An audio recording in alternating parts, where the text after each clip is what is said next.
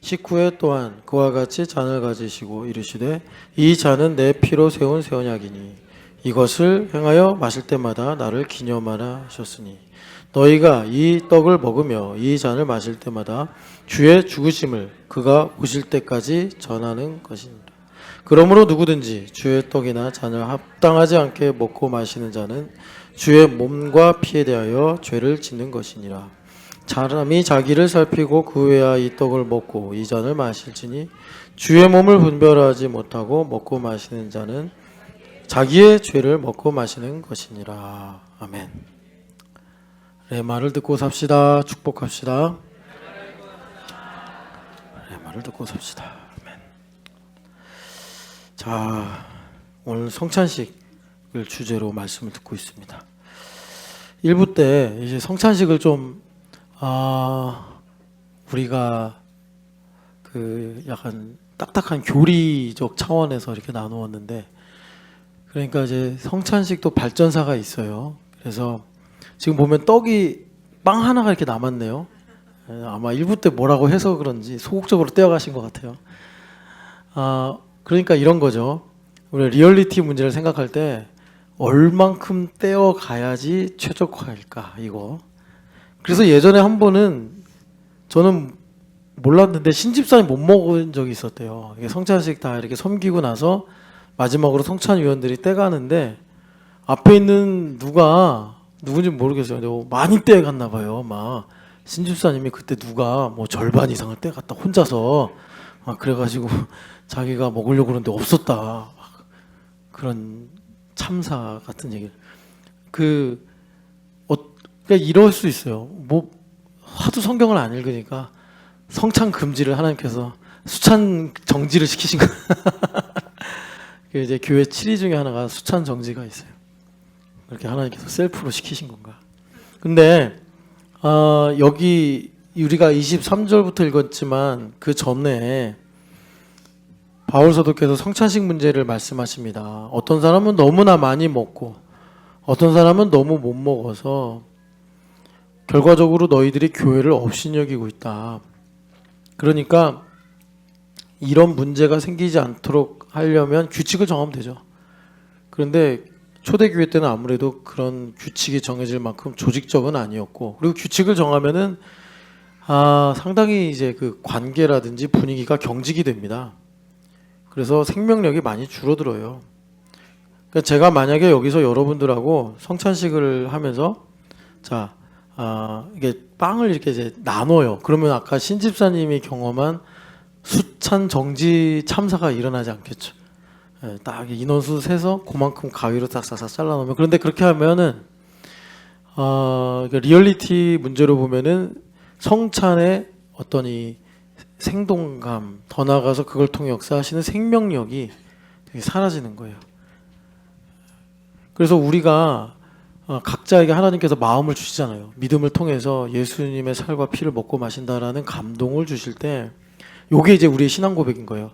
안브라잔 집사님이 떡을 뗄 때 그 순서, 그때 안브라잔 집사님의 마음, 그리고 한 주간 살아온 안브라잔 집사님의 삶의 어떤 내용, 그것으로 말미암은 신앙 고백을 주님께서 다 섭리하셔서 우리 신촌연합교회 성찬식을 하는데 최적화된 양으로 떼가게 하신다, 이겁니다.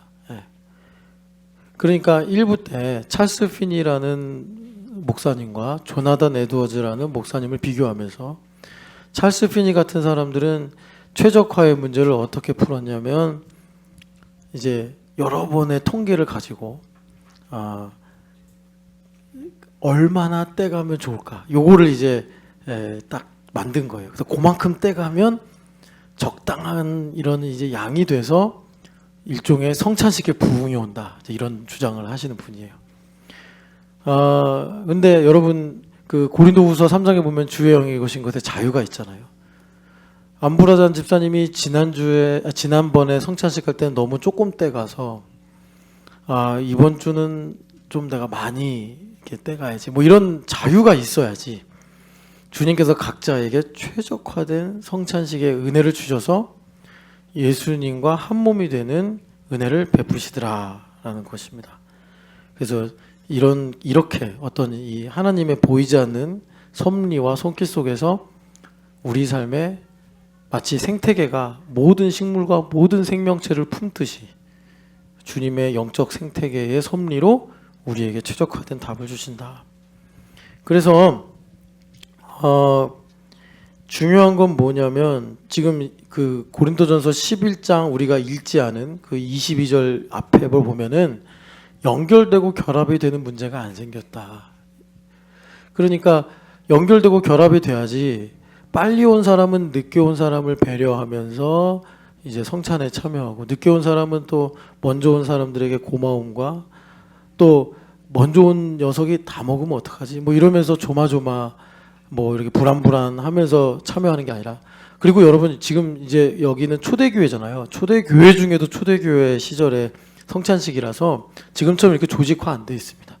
그러니까는 성찬식이 거의 어떤 형식과 가까웠냐면 우리 교회가 지금 곤드레 나물밥하고 돼지 불고기 먹잖아요. 그런 이제 만찬하고 좀 비슷한 상황이에요. 그러니까 점심을 먹고 예배를 한다고 치면 일찍 온 사람들은 충분히 먹고 근데 조금 늦게 온 사람들이 있는데 보니까 맛있는 건 다 먼저 가져가고 가끔 우리 교회도 그런 사태가 생겨요. 맛있는 반찬 다 사라지고 이제 그런 게 유무상통 안 된다 이거죠. 바울 사도가 그런 얘기를 너희들 중에 파당이 있어야 옳다 인정함을 받는 자들이 있지 않냐. 뭐 이런 식으로 제 바울 사도가 연결되고 결합이 되지 않았다. 이 문제를 말씀하시는 거예요. 그래서 그렇게 연결되고 결합이 될 때 자, 오늘 되게 중요한 단어가 레마인데 레마가 이제 입에서 나온 말씀이거든요. 그러니까 듣는 거란 말이에요. 그런데 이 듣는 게 우리가 아인슈타인이 연구한 음파로 듣는 게 아니라 영으로 듣는 거란 말이에요. 영으로 듣는 게 뭔지를 좀 이따 봐야 되는데 영으로 들으면 하나님께서 모든 일에 최적화로 우리를 인도하셔서 예수님과 하나가 되는 은혜를 주신다. 그래서 연결되고 결합이 된다. 이게 뭐냐면 아까 1부 때는 이제 서유란 집사님이 저 끝에 있어가지고 서유란 집사님으로 얘기했는데 지금 이제 근데 오늘 무슨 약속을 했나 봐요. 다 흰색 상의에 검정색 바지들을 많이 입고 오신 것 같아요. 뭐 유니폼인가? 여기 지금 여기 임지영 자매도 그렇죠. 주 집사님도 그렇죠. 전 집사님도 그렇죠.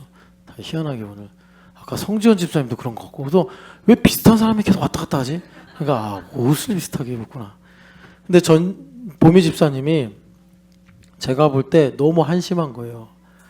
교회도 안 나오고 뭐 성경도 안 읽고 또 뭐 하여튼 신앙생활도 열심히 안 하고 그냥 세상 즐거운 것만 따라다니고 그래. 그러면 인간적인 마음에 이런 생각 들 수 있잖아요. 전보미는 구원 받았을까? 그런 마음 들 수 있잖아요. 네. 그러니까 우리는 보통 이런 질문을 하지 않으려고 적당히 전보미 집사님과 거리를 두죠. 그 거리를 둬서 전보미 집사님이 요즘에 어떤 신앙생활을 하는지 교회는 제대로 나오는지 이제 우리 교회는 그런데 뭐 다 나와도 여기 안에 다 들어오기 때문에 사실 안 나오고 다 알죠. 친하지 않아도. 근데 좀 사람이 많아지면 이제 누가 안 나왔는지는 전해 들어야지 알 수 있는 그런 규모가 될지도 몰라요. 여하튼 간에 지금은 누가 안 나오면 전봄이 안 나왔구나 뭐 이런 생각하는데 이제 이런 것들이 사실관계로 오고 가면 이게 이제 나에게 불편함이 된단 말이에요. 내가 전보미 집사님이 교회 안 나왔어. 왜 안 나왔어 지난주에? 물어야 되잖아요. 그러면 전보미 집사님도 내가 교회 안 나왔을 때 또 물어본다고. 넌 왜 안 나왔어? 넌 왜 안 나왔어? 질문을 듣기 싫으니까 넌 왜 안 나왔어? 라고 묻지를 않는 거예요. 그런 안전거리, 사회적 관계 거리 이거를 놓고 살면요 리얼리티가 없어요.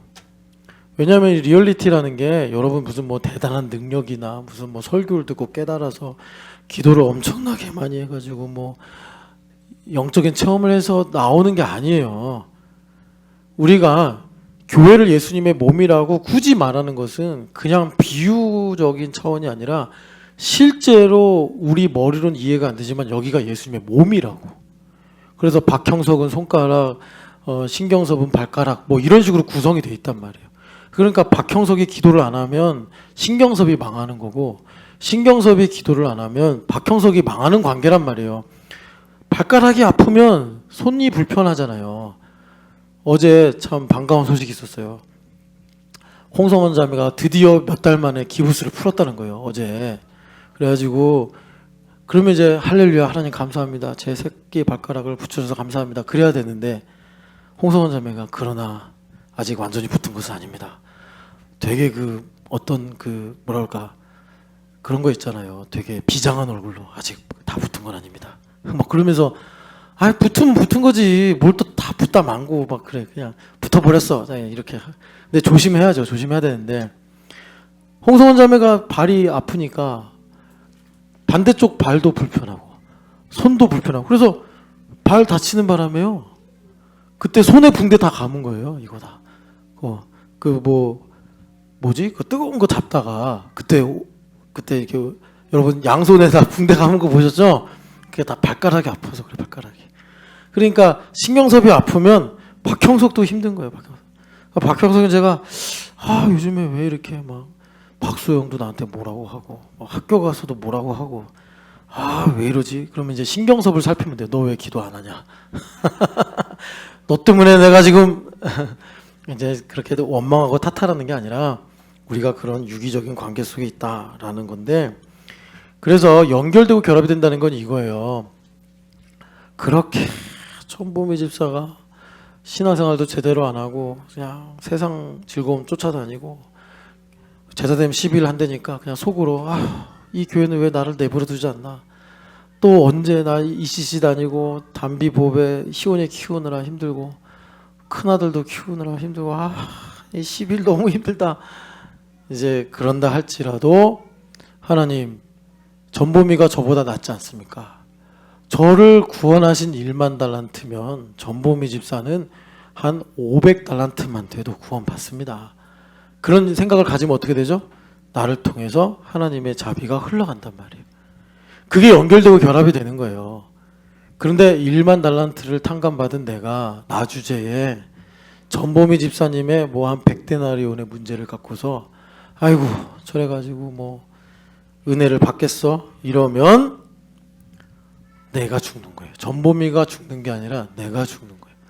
여러분 이런 연결되고 결합이 되게 하신 하나님의 섭리를 발견하시기를 축복합니다. 그래서 우리는 성찬식을 먹을 때 신앙 고백이 뭐냐면 영적 임재설. 자, 그러니까 영적 임재설 한번 설명해 드릴게요. 성찬식만 갖고 말하는 게 아니라 이거 안부라잔이 떠왔어요? 오늘은 누가 한 거야 그러면 안부라잔? 안부라잔 왜 게을러져 점점. 안부라잔 껌 씹고 있어? 껌? 껌 예배전에 껌 씹으면 안 돼. 딱 걸렸네. 박사님 껌 씹지 마세요. 예배전에 껌 인도에서는 예배전에 껌 씹어도 되는 문화인가? 나 잘 모르겠는데 한국에 있으니까. 안부라잔 여기 학교에서 강의할 때 학생이 껌 씹어요? Not sure? 그러면 안 되죠? 그래요. 자, 이제 만약에 이제 안부라잔 이걸 떠왔어요. 그게 영적인 그러니까 이걸 리얼리티로 본다는 건 뭐냐면 안부라잔 형제가 하나님을 사랑하고 교회됨의 감사와 또 믿음을 고백한 이게 이제 영적 임재가 있는 리얼리티라는 거예요. 그러면 이걸 제가 마실 때 그냥 물을 마시는 게 아니라 안부라잔의 그런 마음을 통해 이 물이 이 자리에 있게 하신 주님의 사랑을 마시는 거예요. 그게 칼빈의 영적 임재설이에요. 그러니까 이 떡과 잔이 영적 임재설로 우리에게 영적인 효과가 있다면 그게 뭐냐? 이거를 우리가 먹고 마심으로 박형석과 신경섭은 하나구나. 박형석이 혼자 열심히 살면 내 인생이 행복해지고 내 인생의 문제가 해결되는 줄 알았는데 내가 열심히 살아서 신경섭이 복을 받는 거고 신경섭이 주님께 영광을 돌려서 내가 덕을 보는 거구나. 이렇게 그게 영적 임재 이 성찬식의 효과가 그것입니다. 효과가 그것이에요. 여러분 그 은혜 가운데 계시기를 축복합니다. 자, 그런데 주님께서 중요한 거는 나를 기념하라. 영어로는 remember me라고 번역을 했는데 remember me보단 좀 무거운 의미죠. 기념하라, 기념하라. 예수님을 기념하는 거는 뭐냐면 서로 사랑하는 거예요. 뭐 어렵게 생각하실 거 없어요.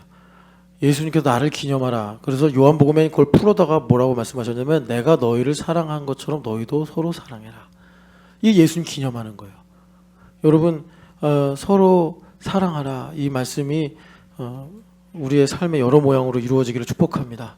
우리 너무나 뭐라 그럴까 흔한 말이라고 하면 죄송한데 하지만 한번 우리 고백합시다. 예수님이 나를 사랑하신 것처럼 나는 당신을 사랑합니다. 고백합시다. 김보배 씨, 예수님이 나를 사랑하신 것처럼 신성원 씨, 나는 신성원을 사랑합니다. 신성원 다음에 러닝할 때 너 맨 앞에 뛰어. 아니 어제 러닝을 했는데요, 애들하고 2km. 그런데 김채율, 신성원, 임예준이 맨 꼴찌로 들어왔어요. 임예준하고 김채율은 러닝을 별로 안 좋아하는 것 같아. 근데 채율아 어제 약속했지? 아빠랑 매일 2km씩 뛰기로. 채율이가 저랑 약속했어요. 저는 아빠랑 2km씩 뛸 거예요. 채율이. 근데 신성원이 말년 병자처럼 병장처럼 이러고 뛰어. 내가 이 녀석이 달리기 축구부에 있으면서 신성원 벌써 요령을 말년병장 1학년이 말년병장처럼 양기훈이나 임예준이 저 뒤에서 이렇게 뒷짐지면서 말년병장처럼 뛰어오면 이해는 해. 아 이거 6학년이니까 니네 늙었구나. 그러면 되는데 1학년이 짝대기 하나밖에 없는 게 그냥 뒤에서 여유 부리면서 이렇게 어디서 그런 요령을 배운 거야? 니네 아빠한테 배운 거야? 자, 그런데 주님께서 이 기념하라고 하는 거를 여러분 중요한 포인트예요. 먹는 걸로 말씀하셨어요. 먹는 걸로. 중요해요. 자, 여러분 그 레위기 11장을 보세요. 레위기 11장을 보시면 이 레위기 11장 45절에 그 거룩 그러니까 레위기의 꼭지 말씀이 있습니다. 우리 한번 읽어봅시다. 레위기서 11장 45절 나는 너희의 하나님이 되려고 너희를 애굽 땅에서 인도하여 낸 여호와라 내가 거룩하니 너희도 거룩할지어다. 아멘. 그래서 11장 45절이 레위기를 산이라고 하면은 산 꼭대기 대청봉이에요. 이 11장 45절이. 그래서 그 말씀이 뭐냐? 내가 거룩하니 너희도 거룩할지어다 라고 말씀하신 거예요. 근데 중요한 거는 성경은 그냥 이렇게 토막이 있는 게 아니라 책이니까 이렇게 쭉 흐름이 있잖아요. 그럼 어떤 흐름 속에서 이 45절을 말씀하셨냐면 여러분 11장 읽어보셨죠? 음식법을 갖고서 주님께서 45절을 말씀하셨어요. 그러니까 이 거룩에서 가장 중요하고 가장 지고지순한 말씀 내가 거룩하니 너희도 거룩할지어다. 그러니까 얼마나 은혜예요. 여러분 우리가 그냥 하나님의 임재 가운데 있으면 우리가 거룩해진다고. 여러분들 지금 예배 가운데 있잖아요. 이미 거룩하다고. 그러니까 이 11장 45절 이게 연역적인 거예요. 우리 여기 하늘이가 지금 앉아있는데 하늘이 누구 딸이죠? 은영자매 딸이죠. 근데 그게 다 연역적이라고. 그냥 엄마랑 있으면 엄마 딸이야. 그러면 하늘이가 거룩한 거예요. 귀납적으로 하늘이가 유전자 검사하고 뭐 또 여러 가지 사건을 조사하고 엄마 만나 테스트하고 시험 보고 해가지고 조은영 우리 엄마 맞군. 귀납적으로 그렇게 여러 가지 사실들을 모아서 나는 그러면 조은영의 딸이군. 이건 거룩한 게 아니에요. 그렇게 해서는 엄마와 딸이라는 모녀 관계가 성립이 될 수 없어요. 여러분 다 알죠? 그냥 제가 엄마랑 셀 수 없는 시간을 셀 수 없는 순간을 함께 보내면서 피가 물보다 진하다. 이 말이 여기 적용되나? 여하튼 간에 하늘이가 거의 운명적인 것처럼 조은영은 내 엄마구나. 이렇게 생각하는 게 연역적인 건데 주님 그런 식으로 말씀하신 거예요. 내가 너의 아버지 아니냐? 아버지가 거룩하니까 내 아들, 내 딸, 너는 거룩한 거야. 이렇게 명하시는 겁니다. 그런데 여러분 우리가 육체적으로야 박태원이 박형석 아들인 건 분명하죠. 그런데 하나님께서 무슨 얼굴이 있습니까? 유전자가 있으십니까? 그리고 우리 마음은 로마서에도 나오지만 아들이 아니었단 말이에요. 하나님을 대적하던 존재고 하나님의 원수였단 말이에요. 그러니까 이 말씀을 하시는데 의심이 생기는 거예요. 뭐? 내가 하나님 아들이라고? 내가 거룩하다고? 거룩할지어다. 그럼 되게 복된 건데 막 싫은 거예요. 나 거룩해지기 싫어. 막 이런 마음이 드는 거예요. 그러니까 하나님께서 그거를 가르쳐 주시는 내용이 뭐냐면 음식법이에요. 음식법. 그래서 음식법을 실컷 가르쳐 놨더니 이스라엘 백성들이 하는 짓이 뭐냐면 이렇게 생각을 한 거예요. 여러분 마태복음 15장 갑시다. 이 마태복음 15장이 매우 중요한 주제를 다루고 있습니다. 우리에게도 참 중요한 주제인데 그게 뭐냐면 먼저 8, 9절 읽어봅시다. 같이 읽어볼게요. 이 백성이 입술로는 나를 공경하되 마음은 내게서 멀도다. 사람의 계명으로 교훈을 삼아 가르치니 나를 헛되이 경배하는도다 하였느니라 하시고 아멘. 인간이란 존재가 어떤 존재냐면 이율배반적이다. 그게 무슨 말이냐면 입으로는 하나님, 주님 뭐 이렇게 말을 하지만 속으로는 하나님을 멀리하더라. 이게 이사야서 29장의 말씀인데 그러니까 인간이란 죄인이 그렇다는 거예요. 사랑한다 그러면서 저 사람이 날 인정해 줬으면 목사님 사랑하면 인정하는 게 맞는 거 아닌가요? 근데 그것 때문에 사랑한다 그러면서 괴롭힌다니까. 예, 그러니까 이런 거예요. 이제 보배가 엄마한테 인정받고 싶겠죠. 당연히 딸이니까. 그걸 이제 사랑한다고 생각한다면 사랑하니까 엄마한테 인정받고 싶은 거예요. 그런데 보배가 사랑하는 만큼 엄마가 인정을 안 해줘. 그럼 어떻게 되죠? 얘가 이제 엄마한테 반항하죠. 뭐 엄마가 보배야 뭐 이거 해라 그러면 속으로 엄마도 안 하면서 뭐 이런 생각을 하기 시작한단 말이에요. 그런 인간의 이 본질을 여기서 너희는 입술로 나를 공경하는데 실제로 너희 인생의 고난의 문제를 해석을 못하니까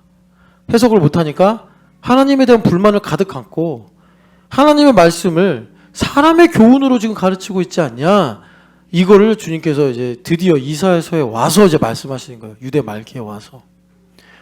그래서 여러분 고난의 문제를 우리가 잘 해석을 해야지 하나님을 아빠 아버지라 부르고 아들의 손쉽을 갖고 살 수 있어요. 고난의 문제를 우리가 해석을 잘 못하면 예수님 날 위해 죽어주신 건 고마운데 주님 내가 원하는 이상 나의 삶에 간섭하시면 그건 좀 곤란합니다. 이런 마음을 가져요. 예, 그래서 주님께서 이렇게 해서는 너희들이 그래서 예수님께서 이 고난의 문제를 해석해 주시려고 사실은 보혜사 성령 하나님 보내주신 것이고 보혜사 성령 하나님 보내주실 때 뭐라고 그러셨냐면 너희를 고와 같이 버려두지 않겠다 이렇게 말씀하셨단 말이에요. 그래서 고와 같이 버려두지 않겠다라는 거는 뭐 먹여주고 입혀주시겠다 이런 말씀도 있겠지만 히브리서 4장에 보니까 고난의 문제를 해석하는 사람 인생의 고난의 문제를 해석하지 못하는 사람은 여러분 거기 보면 사생자다 이래요. 고아다. 그러니까 우리 하나님께서 내가 너의 아버지니라 라고 말씀하시고 나에게 성령 하나님 보내주셔서 아빠라고 부르게 하시는 내가 거룩하니 너희도 거룩하라는 말씀 그렇게 이루시는 거예요. 어제 유다미가 돌잔치 돌예배 했는데 아빠한테도 엄마 하더라고. 그러니까 아들의 영이 임하지 않은 거예요. 유다미는. 그래서 아빠한테 엄마 그래서 아니 아직 아빠 못해요. 가끔 하는데 그러면서 아빠한테 엄마 하는 거예요.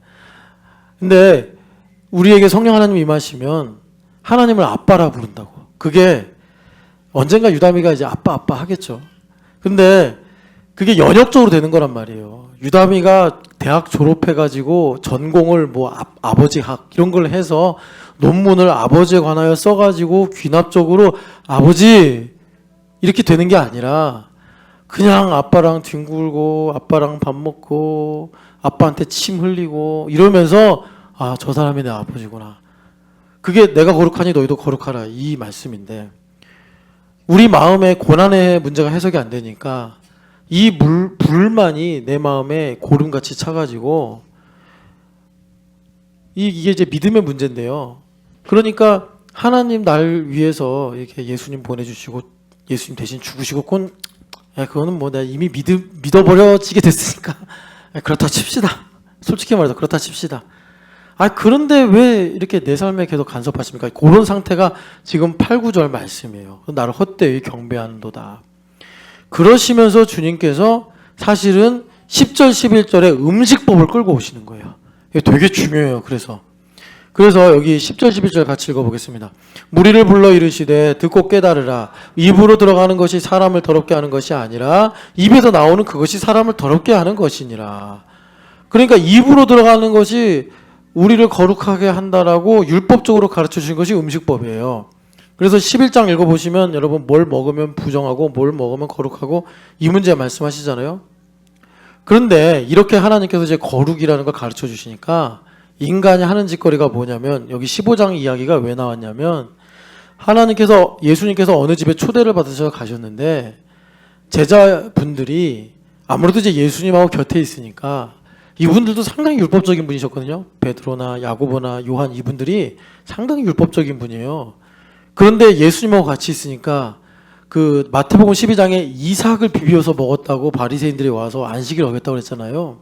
사실 그게 뭐 그러니까 이제 현상적으로 보면은 너무 배가 고프니까 땅에 떨어진 이삭을 비벼 먹었다 이럴 수 있지만 영적으로 보면은 예수님하고 같이 있으니까 마음에 자유가 임해서 본인들이 자기 힘으로 율법을 지키려고 했던 의지나 그런 수치, 의지의 수치가 이렇게 낮아진 거예요. 그래서 자유가 임해가지고 예수님 뒤에서 이삭을 비벼서 먹고 있는 거예요. 그래서 예수님께서 그걸 갖고서 내가 안식일의 주인이다 이렇게 말씀하셨는데 여기서도 장로들이 무슨 전통을 만들었냐면 하나님께서 정결한 음식을 먹어야 거룩해진다고 했는데 아무리 이 율법을 우리가 지켜도 거룩해지질 않는 거예요. 왜 그럴까? 장로들이 고민을 해보니까 내가 정결한 음식을 먹으려고 해도 내 손이 부정하면은 정결한 음식을 딱 만질 때 이 음식도 또한 죄의 오염이 돼서 그걸 먹는 데가 부정해지는 거였구나. 그게 문제였네. 그래가지고 어떻게 정했냐면 손을 씻고 먹자. 그래가지고 손을 씻고 음식을 딱 먹으면 죄의 오염이 안 되니까. 근데 거기에는 무슨 이제 속셈이 있냐면 무슨 마음의 계산이 있냐면 자기는 되게 정결한데 길에 이제 왜 밖에 나갔단 말이에요. 근데 그 밖에는 또 더러운 인간들이 많은 거예요. 그러니까 그 더러운 인간과 내가 모르고 이렇게 접촉을 싹 한단 말이에요. 그러면 이제 내가 이 손이 오염이 됐다 이거지. 나 때문이 아니라 어떤 놈 때문에. 그 레위기에 보면은 주님께서 부정과 거룩을 가르쳐 주시려고 시체를 만지지 말라 막 이런 말씀도 주셨잖아요. 그런데 도둑놈하고 내가 악수를 했어. 도둑놈인 줄 몰랐던 거예요. 내 손이 오염됐어. 그러니까 내가 집에 와서 손을 씻어야 돼. 그리고 음식을 먹어야지 이 음식이 그대로 거룩한 음식이 돼서 요것이 뱃속으로 쏙 들어가면은 아, 난 거룩하다. 이렇게 만든 거예요. 그래가지고 예수님께서 말씀하신 것처럼 니들이 하나님을 마음으로 경외하고 사랑하지 않으니까 하나님 말씀을 이렇게 니들이 막 엉망진창으로 만든 거 아니냐. 그러고서 내 제자들이 손을 안 씻고 먹었다고 지금 사실 제자들을 공격하면서 예수님을 정죄하는 거거든요. 그래서 예수님께서 이 문제를 되게 무겁게 가지고 가는 거예요. 그러면서 야, 입으로 들어가는 게 너희를 부정하게 하냐? 너희가 라면을 먹었다고 거짓말하는 거냐?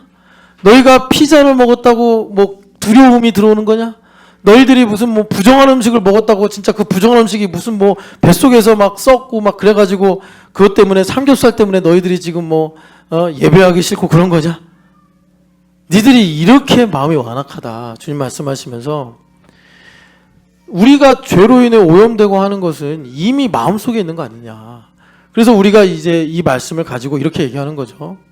전보미 집사님하고 저하고 사이가 안 좋아졌어요. 그래가지고 내가 전보미 집사님의 일 때문에 스트레스를 받아서 화가 나고 속상해요. 그러면 주님께서 말씀하신 이거는 전보미 집사가 너를 화나게 해서 화가 나는 게 아니라 전보미 집사가 화가 나게 하는 일을 통해서 하나님께서 네 속에 지금 쌓여있는 분노와 불만을 드러내시는 거 아니냐. 그게 지금 10절 11절에 주님께서 하시는 말씀이에요. 그러니까 성령 하나님께서 내 마음을 비추지 못하시면 너 왜 화가 나니? 라고 누가 나한테 물으면 전보미 때문에 그래요. 전보미가 그런 거예요. 전보미가 그래서 내가 지금 화가 나는 거예요. 라고 말하죠. 근데 그건 주님께서 땡! 아닌 걸 전보미는 그걸 드러내는 역할만 한 것일 뿐이고 지금 네가 화가 나고 속상하고 정죄받는 것은 네 마음에 있는 게 올라온 거야. 이렇게 우리에게 거룩에 관해서 가르쳐 주고 계시더라라는 것입니다. 그러면 여러분 주님이 왜 음식법을 가르쳐 주신 거예요? 음식법 왜 가르쳐 주신 거냐면 그러니까 거룩이라는 것은 음식과 같은 것이다. 우리가요 아무리 뭐 소식을 한다 뭘 한다 하더라도 하루에 한 끼는 먹잖아요. 그렇게 우리가 일상을 살면서 매일 마주하는 일로 주님께서 거룩을 가르쳐 주셔서 모든 일을 하나님의 나를 거룩하게 하신 섭리로 보게 하시는 거예요. 그러려고 하나님께서 음식법으로 거룩을 주신 거예요. 주님께서 성찬식을 제정하신 것도 그래요. 우리 삶의 모든 일이 내 욕심을 가지고 보면은 예수님의 일이 아니라 나의 일로 봐요. 그런데 우리가 이제 영 안 열려서 믿음으로 보면은 이 컵의 물이 내가 목사고 안부르잔 집사님이 목사님한테 물 마시게 하겠다 해서 준 게 아니야. 만약에 그렇게만 보면 어느 날 내가 안부르잔 너 왜 물 안 떠와? 하면서 막 뭐라고 할지도 모르겠어요. 그런데 안부르잔 집사님은 예수님께 드린 물이고 저는 예수님께서 야 엄목사 너 수고한다. 아이고 주님 제가 뭐라고 이렇게 물까지 준비하십니까? 하면서 안부르잔과 저 사이에서 예수님 존귀해지시는 거예요. 이게 영적인 리얼리티예요. 그렇게 리얼리티를 가지고 살라고 주님께서 우리에게 이 음식으로 성만찬을 제정해 주신 거예요. 그러니까 여러분 우리가 매일 모여서 그러니까 여러분 사도행전 4장을 보면 날마다 떡을 떼며 하나님을 찬양했다 그러죠. 그게 그런 내용이에요. 날마다 먹으면서 이것을 예수님의 살과 피다라고 말하는 건 무슨 말이냐면 우리가 예수님의 한 몸이 되었다. 그래서 우리가 서로 섬기고 우리가 서로 만나고 서로 나누고 하는 모든 일들은 내가 널 좋아하니까 이게 아니고 우리 안에 계신 예수 그리스도를 존귀하게 하는 행동이란 말이에요. 그래서 예수님을 높일 때 말하자면 그러니까 이제 주님께서 나의 필요와 나의 모든 것도 헤아려 주셔서 최적화된 믿음의 고백을 주시더라라는 것입니다. 그래서 음식법을 주신 것은 결론적으로 정리를 한번 하면 우리에게 거룩이 얼마나 가까이 있고 그 거룩을 우리가 모든 일상에서 잊지 않고 살면서 마치 유다미가 김상문 형제랑 늘 먹고 자고 뭐 목욕도 하고 이러면서 아빠구나 이렇게 연역적으로 깨달아 천륜의 이런 가운데 있게 되듯이 주님께서 거룩한 천륜을 주신 거예요. 내가 네 아빠야. 우리가 정말 세상에 살다가 엉망진창이 되더라도 너 하시야. 그러니까 하나님 아버지 하시. 너 내 아들이야. 끝이에요. 그러면 우리가 참 정죄 많이 받을 수 있잖아요. 그런데 주님께서 너 내가 낳았어. 유다미가 공부를 되게 못했어요. 초등학교 가가지고 공부도 안 하고 막 아빠 말씀도 안 듣고 막 수지 때리고 막 그러고 살아. 유다미가 지금까지는 우리 교회에서 큰 애들 중에 제일 힘이 센 아이래요. 지금 이제 안아본 사람들이 그러더라고요. 그러니까 동네방네 다니면서 막 때리고 다닐 수 있어요. 막. 그런데 유다미가 그래서 나는 막 자격이 없다. 그래도 김상문 형제가 너는 내 아들이다. 내가 오늘 너를 낳았다. 내가 너를 구속하였고 내가 너를 지명하여 불렀으니 너는 김유담이다. 그러면 거룩 끝난 거라고. 그러니까 돈을 내라. 이러지 않는단 말이에요. 그러니까 너 이번에 공부 열심히 해라. 그렇게 얘기 안 한다고 아버지는. 그러니까 거룩이라는 것을 그렇게 주님께서 우리에게 가르쳐 주려고 음식법을 주신 것인데 이 못된 인간들이 그러면은 깨끗한 음식을 먹으면 거룩해지겠구나. 요따구로 생각을 해가지고 나중에는 손을 안 씻는 사람들까지 쫓아다니면서 더러운 놈들. 그러면서 어떻게 하는 거죠? 여러분 남을 정죄하면요 보상이 있어요. 그게 자기의예요. 율법주의예요. 남이 나쁘고 남이 틀렸고 남이 문제가 있고 이러면요 그걸로 인해 마치 돈을 주고 내가 물건을 사듯이 자기 의의를 획득해요. 그래서 그것에 중독되면 계속 그쪽으로 가요. 여러분 영원한 하나님의 의의를 누리시기를 축복합니다. 그것은 어떤 거냐면 내 안을 비추어서 하나님의 은혜를 발견함으로 예수님을 얻는 거예요. 예수님은 내 안에 계세요. 여러분 그 예수님을 발견하시기를 축복합니다. 그래서 주님께서 거룩을 이렇게 가르쳐 주셨다. 그러면 여러분 레마는 뭐냐? 자, 레마를 좀 말씀드릴게요. 레마는 뭐냐면 출애굽기 19장을 가보세요. 출애굽기 19장을 가면은 거룩에 대한 다른 접근이 있어요. 자, 아까 전에 11장 45절이 내가 거룩하니 너희도 거룩하라. 이만영 집사님이 나는 이만영이니 너는 임예성이다. 이렇게 말하는 거랑 똑같아요. 우리 아빠구나. 이렇게 하는 거예요. 그런데 주님께서 이제 뭘 말씀하시냐면 19장 2절 말씀 읽어보겠습니다. 너는 이스라엘 자손의 온 회중에게 말하여 이르라. 19장 2절입니다. 너희는 거룩하라. 이는 나 여호와. 왜 안 읽으세요 다들? 제가 지금 정신이 약간 오락가락하나 보네. 레위기서 19장. 레위기 19장입니다. 레위기 19장. 곤드레 나무밥을 먹고 충전을 해야겠습니다. 지금 배가 엄청 고파요. 제가 미안합니다 여러분. 19장 2절 같이 읽어보겠습니다. 너는 이스라엘 자손의 온 회중에게 말하여 이르라. 너희는 거룩하라. 이는 나 여호와 너희 하나님이 거룩함이라. 아멘. 자, 약간 순서가 바뀌었죠. 아까는 하나님이 거룩하시니까 너희도 거룩하다 이렇게 말씀하셨는데, 예성아 너는 거룩하다. 그러므로 하나님은, 왜냐하면 하나님은 거룩하시기 때문이다. 자, 이 말씀을 여러분 순서가 바뀌었잖아요. 그러니까 귀납적으로 하나님께서 거룩을 접근하시는 건데, 그 이하를 보면은 케이스 바이 케이스예요. 부모를 공경하라, 안식일을 지켜라, 여러 가지 케이스가 쭉 나와요. 그러니까 주님께서 여러 케이스들을 모으는 거야. 자, 우리 채율이 아빠 재용 형제가 채율아 이렇게 하는 계명을 주는 거야. 아침에 일어나면 세수해, 밥 먹고 나면 이빨 닦어, 그리고 학교 숙제해, 엄마 말씀 잘 들어, 채율이랑 친하게 지내. 이런 케이스들이 나중에 우리 채율이 안에 축적이 되면 이것이 하나로 딱 꿰어지면서 뭐가 되느냐? 아빠는 나를 사랑하는구나. 이걸 알게 되는 거예요. 네. 그대로 안 하면 맴매 맞으면서 아빠는 나를 사랑하는구나 이렇게 아는 거예요.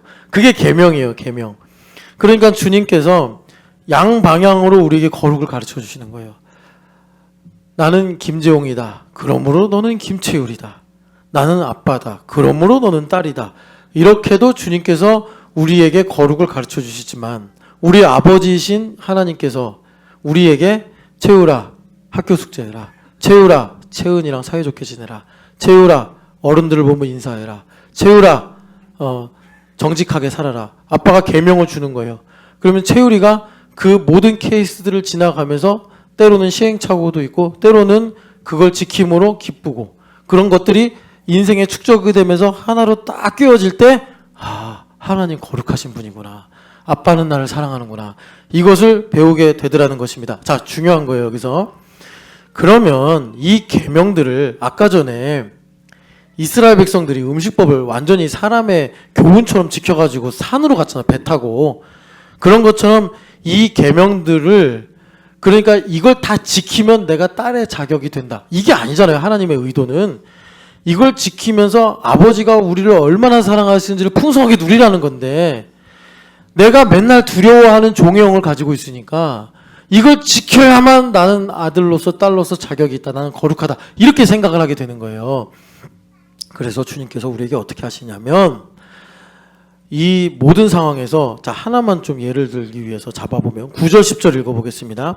너희가 너희의 땅에서 곡식을 거둘 때에 너는 반 모퉁이까지 다 거두지 말고 내 떨어진 이삭도 줍지 말며 내 포도원의 열매를 따지 말며 내 포도원에 떨어진 열매도 줍지 말고 가난한 사람과 거류민을 위하여 버려두라. 나는 너희의 하나님 여호와이니라. 아멘. 그러니까 무슨 말이냐?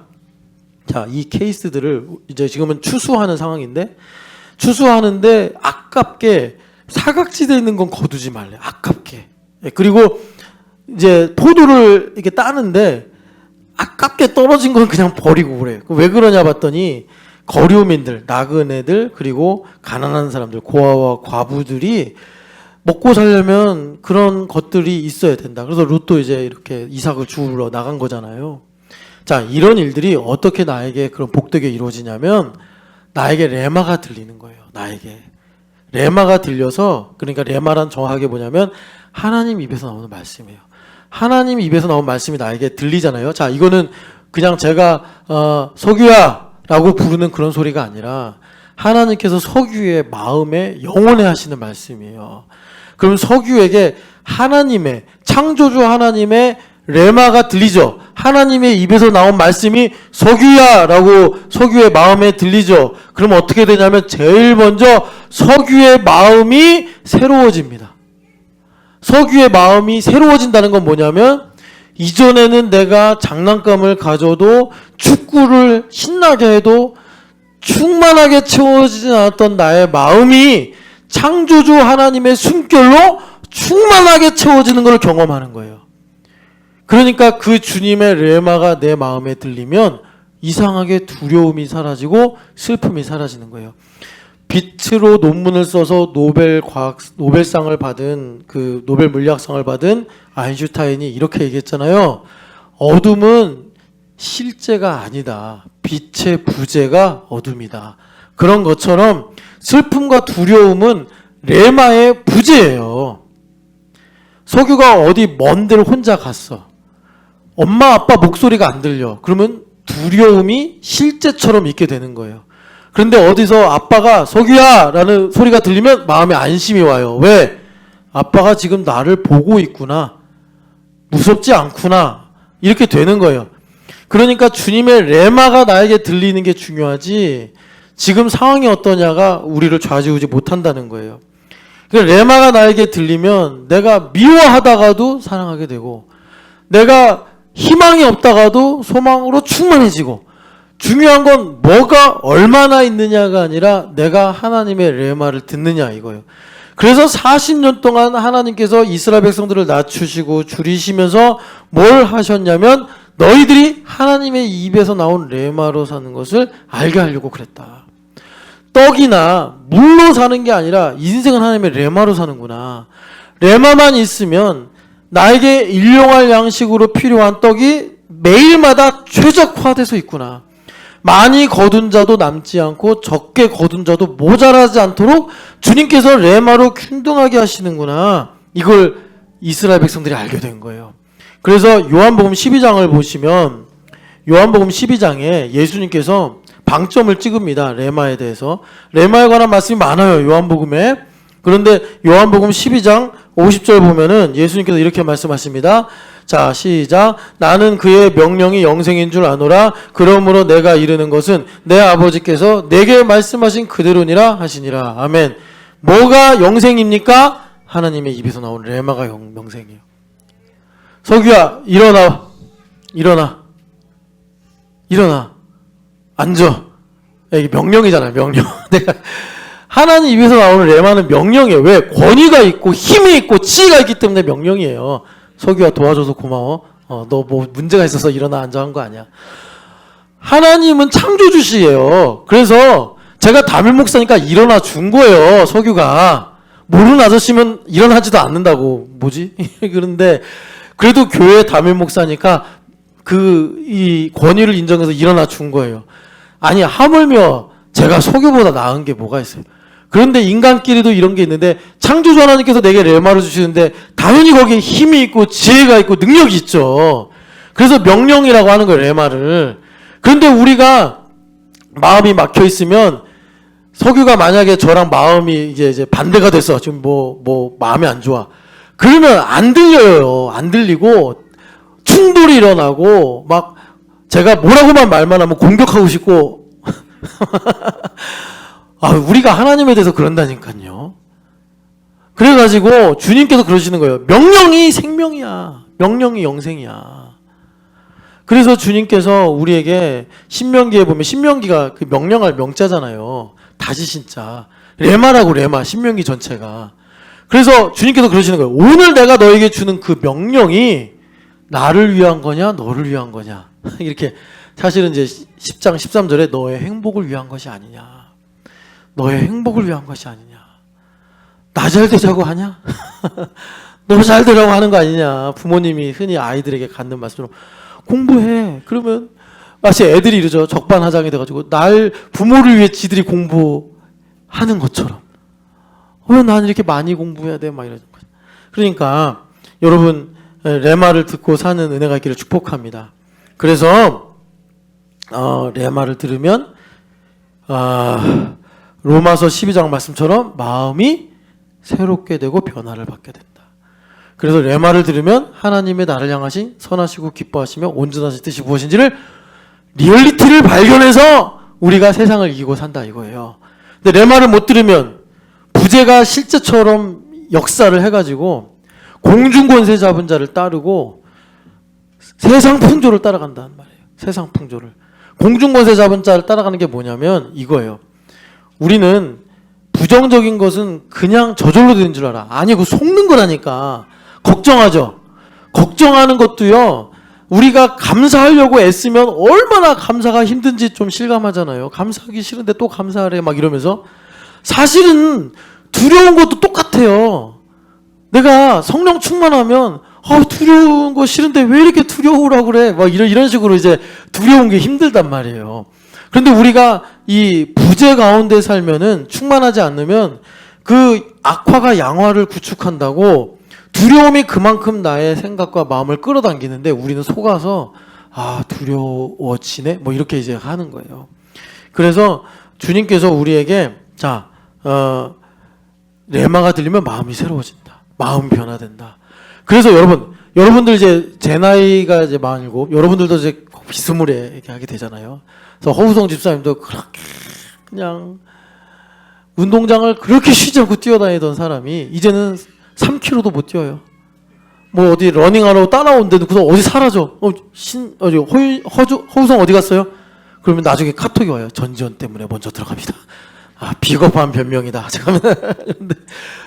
옛날에 중학교 때 그렇게 달리기를 잘해서 마라톤 선수도 했지. 뭐 축구 하면은 전후반전 쉬지 않고 그냥 맨날 뛰어다니는 사람이 경복궁 가서 자 이제 뛰시다. 그러면 한 3바퀴 돌고 사라져요. 어디 갔어? 전지현 때문에. 맨날 다 불리하면 전지현 때문에.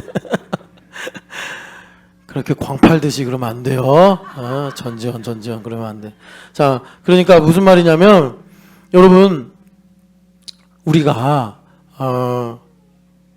그러니까 이제 레마 얘기하다가 괜히 허우성 집사님 얘기했네. 이거 흐름을 놓쳤네요.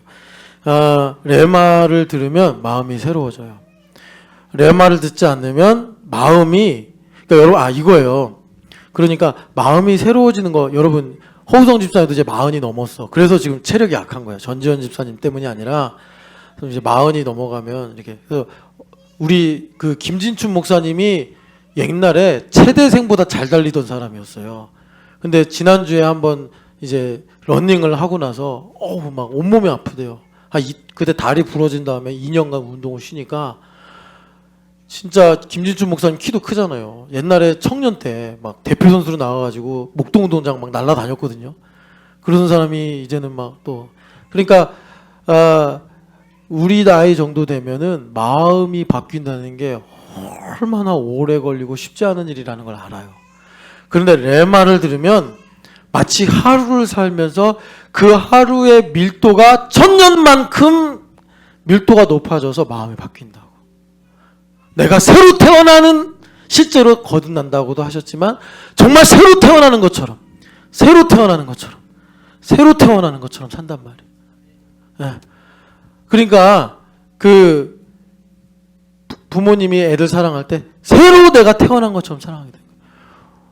부모님이랑 1000년 떨어졌다가 다시 해우를 한 것처럼 우리 아버지, 우리 어머니를 사랑하게 된단 말이에요. 그게 하루가 1000년 같고 1000년이 하루 같다. 예수님의 사랑 안에 있으면. 그래서 우리가 살아가는 이 시대가 어떤 시대? 천년왕국 시대. 하루를 사는데 이 하루가 그냥 24시간이 아니라 1000년의 시간이 농축이 돼가지고 주님의 생명의 영원한 능력이 나에게 임해서 내가 그렇게 마음이 변화되고 새롭게 돼요. 썩지 않는 하나님의 약속의 말씀 붙잡고 썩지 않는 인생을 살게 되더라. 주님께서 우리에게 말씀하시니까 우리에게 계속 레마로 말씀하시는 거예요. 여러분 이 레마를 그래서 어디서 듣습니까? 교회에서 듣는 거예요. 교회에서. 한 몸이 돼가지고 그냥 주님께서 아무나 들어라 라고 말씀하시지 않단 말이에요. 주님은 그런 정성 없이 일하시는 분이 아니에요. 주님께서는 정확한 시간에 그 잠언 15장에 있는 것처럼 그때에 맞는 말이 얼마나 아름다운고 성령 하나님께서 전능자의 숨결로 우리에게 그리고 하나님의 특징은 뭐냐면 길게 말씀 안 하십니다.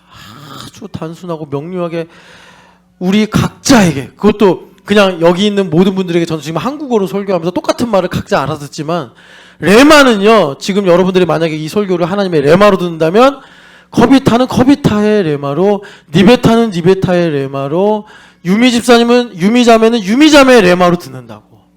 거비타는 연구실의 레마로 듣고 니베타는 안부르자잔 어제 그렇게 승질 부리던 안부르자잔을 레마로 듣고 그리고 우리 유미 자매는 또 유담이 어제 돌예배했으니까 그 영감을 받고 이렇게 주님께서 레마로 각자에게 말씀하신다. 그래서 마음이 새로워진다는 게 좀 풀어드리면 이런 얘기예요. 마음이 새로워지는 거는 여러분 그 사고한다. 우리가 생각한다. 이걸 이제 리즈닝 한다. 리즈닝이 달라져요. 리즈닝이 달라져서 우리 여기 있는 누구냐 오늘 기도한 주의자매 리즈닝이 달라지면 센터 소장님이 달라 보이고 내가 일하던 직장의 사무실이 달라 보이냐. 리즈닝이 달라지면 그냥 감동을 받아서 막 내가 의욕이 충만하고 그런 게 아니라 합리적으로 생각하는 리즈닝이 달라진다고. 리즈닝이 그러면 더 깊은 하나님의 뜻이 보이고 하나님의 계획이 보이면서 내 마음에서 감사하고 찬양하고 하나님을 소망하는 일들이 온전하게 이루어지더라. 주님께서 우리에게 말씀하시는 것입니다. 그래서 주님께서 오늘 우리에게 이렇게 성찬식을 통해서 이제 정리를 하겠습니다. 시간이 많이 가서. 자, 성찬식을 통해서 우리에게 주님께서 주시는 말씀이 뭐냐면 사실은 이제 여러분 좀 아쉬워서 그러니까 고린도전서 11장을 보세요. 11장 다시 보면은 사실 오늘 말씀의 결론이 어디로 가야 되냐면 여기까지 못 갔어요. 참 아쉬워요. 29절인데 사람이 자기를 살피고 성찬식에 참여해라. 왜냐하면 그러지 않고서는 자기의 죄를 먹고 마시는 게 된다. 이렇게 말씀하시는데 여기서는 이제 흐름을 매끄럽게 하려고 의역을 했어요. 여러분들 성경에 각주가 있으면 각주 따라가서 밑에 가서 보세요. 보시면 이게 죄가 아니라 심판이라고 나와 있어요.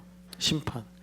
그러니까 사실 여러분 아시죠? 복음이라는 것은 심판과 구원을 동시에 진행하는 거라고 여러 번 말씀드렸어요. 그러니까 어떤 이에게는 이 떡과 잔을 먹고 마시는 게 구원이 되지만 어떤 이에게는 먹고 마시는 것이 심판이 된다고요. 이게 뭐냐? 그래서 하나님의 섭리를 봐야 되는데 오늘은 거기까지 못 가고 결론을 먼저 그냥 이제 여기서 내리겠습니다. 결론은 뭐냐?